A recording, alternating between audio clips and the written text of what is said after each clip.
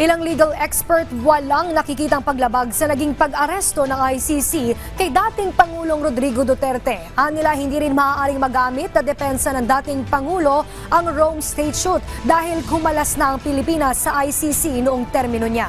May balitang pambansa si Denise Osorio ng PTV. Walang nilabag na batas ang pagsusurrender ng gobyerno kay dating Pangulong Rodrigo Duterte sa International Criminal Court. Yan ang iisang tono ni retired Supreme Court Associate Justice Antonio Carpio at ni San Beda Graduate School of Law Dean Father Ranhilio Aquino. Iginit nila na nakaangkla ang nangyaring pag-aresto kay Duterte sa Republic Act 9851.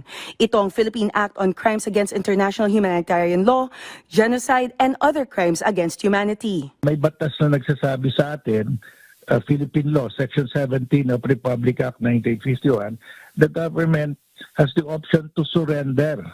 Sinurrender nila. So that has authority of law.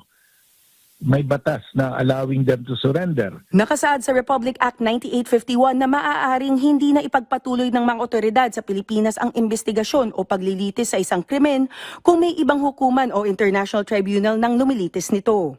Paliwanag din ni Father Aquino, pawang isang opinyon lang ang pagsabing legally flawed ang ginawang pag-aresto sa dating Pangulo. Dahil kung may mali sa pag-aresto ay dapat pinagbigyan ng Korte Suprema ang hinihinging Temporary Restraining Order o TRO ni Digong.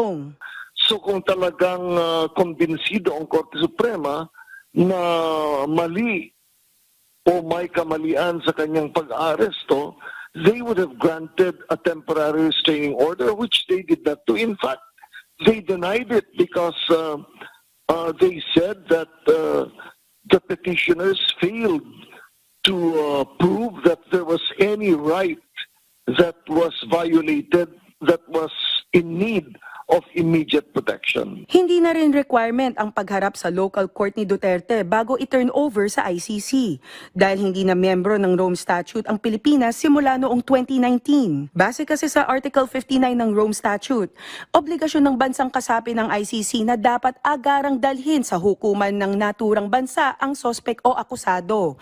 Ito'y para matukoy kung tama ang pag-aresto at nirerespeto ang kanyang mga karapatan. Pero dahil si dating Pangulong Duterte mismo ang nagpatanggal sa Pilipinas sa pagiging miyembro ng ICC noong 2019, ayon kay Carpio, hindi na obligadong sundin ng ating gobyerno ang Article 59. Hindi na rin niya magagamit ang Rome Statute bilang argumento o para sa kanyang benepisyo.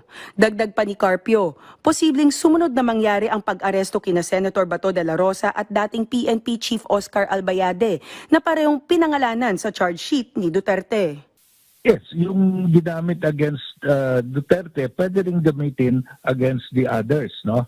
Pwede rin gamitin dahil yung batas na yon, Republic Act 9851, applies also to the rest of those who may be issued warrants of arrest by the ICC. Malabo rin daw makakuha si Bato ng proteksyon sa Senado. The provision of Article 6 is that a member of Congress is immune from arrest only while a session is going on and when the crime is punishable by not more than 6 years.